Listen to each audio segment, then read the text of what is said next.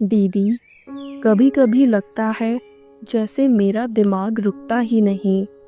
मैं कुछ भी करने जाऊं तो दिमाग में हजारों ख्याल आ जाते हैं कि कहीं कुछ गलत ना हो जाए। लोग क्या सोचेंगे, मम्मी पापा खुश होंगे भी या नहीं। छोटी छोटी बातों पर भी मैं इतना सोचती हूँ कि घबरा जाती हूँ। क्या ये नॉर्मल है?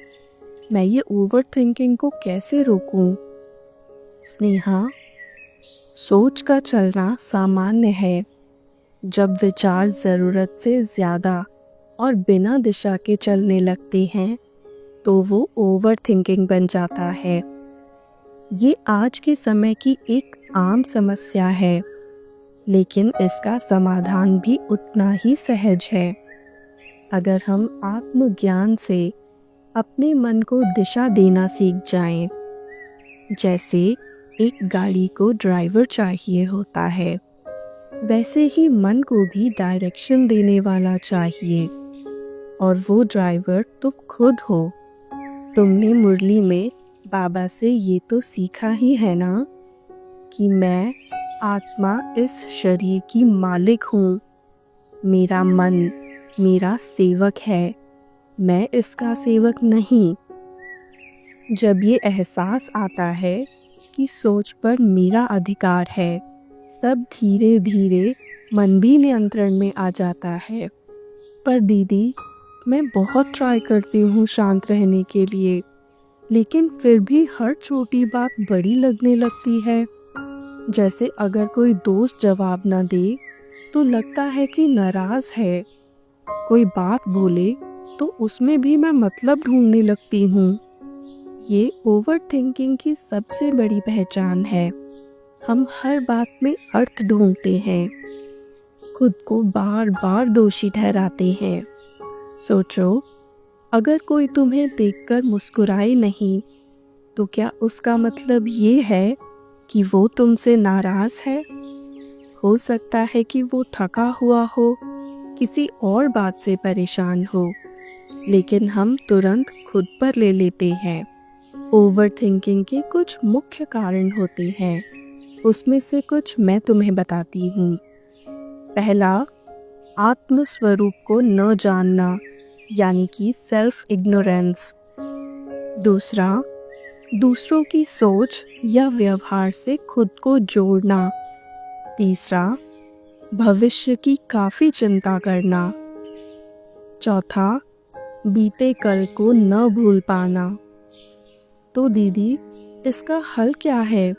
मैं कैसे अपने विचारों को संभालूं? स्नेहा, इसका हल है मन को डायरेक्शन देना। रोज सुबह 10-15 मिनट बैठकर अपने मन को शांत और सकारात्मक विचार देना सीखो। इसे राजयोग कहा जाता है, आत्मा का परमात्मा से कनेक्शन। चलो मैं तुम्हें एक उदाहरण देती हूँ। कल्पना करो, तुम्हारा मन एक सुंदर बगीचे जैसा है। उस बगीचे में कई तरह के पौधे हैं, कुछ बहुत हरे भरे, सुंदर फूलों से भरे हुए, तो कुछ थोड़े सूखे या कमज़ोर। ये पौधे हमारे विचारों जैसे हैं, कुछ सकारात्मक तो कुछ नकारात्मक। अब उस बगीचे में माली हर दिन सुबह आता है। उसके पास दो विकल्प हैं, या तो वो कमज़ोर सूखे पौधों को देखकर दुखी होता रहे, चिंता करे, ये क्यों सूख गए, क्या होगा अगर पूरा बगीचा खराब हो गया, और सारा ध्यान उन्हीं पर लगाता रहे। या फिर वह ये निर्णय ले कि मैं इन सूखे पौधों से सीख लेकर अपने बगीचे के हरे भरे हिस्सों को और सुंदर बनाऊंगा। मैं पानी, अच्छी खाद और अच्छा समय सिर्फ उन्हीं पौधों को दूंगा जो बढ़ने की इच्छा रखते हैं। धीरे धीरे जिन पौधों को ध्यान, प्रेम और पोषण मिला, वो और भी सुंदर बनते हैं और बाकी पौधे खुद ब खुद ठीक हो जाते हैं। बिल्कुल वैसे ही स्नेहा, हमारे मन में भी रोज तरह तरह के विचार आते हैं। कुछ डर वाले, कुछ उम्मीद वाले, कुछ बार बार दुख देने वाले। ओवर थिंकिंग तब होती है जब हम बार बार उन्हीं सूखे पौधों जैसे विचारों को देख देख कर परेशान होते हैं। लेकिन अगर हम माली की तरह बने और अपने मन के अच्छे सकारात्मक विचारों को सींचें, जैसे मैं सक्षम हूँ, मुझे सीखना है, मैं शांत आत्मा हूँ, तो मन का बगीचा फिर से खिलने लगता है। तो दीदी, अगर मैं हर सुबह कुछ अच्छा सोचूं और खुद को ये याद दिलाऊं कि मैं एक आत्मा हूँ, शांत स्वरूप हूँ, तो क्या मेरा मन शांत हो जाएगा? बिल्कुल।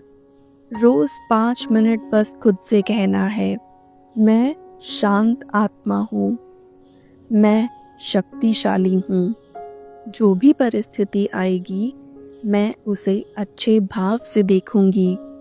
मुझे किसी की सोच पर नहीं, अपने कर्मों पर ध्यान देना है। इन पॉजिटिव सेल्फ थॉट से तुम्हारा मन एक नई दिशा लेना शुरू करेगा। दीदी, ये बातें तो दिल को बहुत सुकून दे रही हैं। पहली बार लगा कि मैं अपने मन की मालिक बन सकती हूँ। हाँ स्नेहा, और यही आत्मज्ञान है। जब आत्मा को उसकी शक्ति याद आ जाती है, तो ओवर थिंकिंग की जगह क्लैरिटी और स्टेबिलिटी आ जाती है। हर विचार पर ध्यान दो, लेकिन हर विचार को सच मत मानो। मन को राजयोग से सुबह सुबह फ्यूल दो। दूसरों के व्यवहार को समझो, पर उसे अपने आत्मसम्मान से मत जोड़ो। हर परिस्थिति में खुद से कहो, मैं एक शांत और स्थिर आत्मा हूँ। ओम शांति।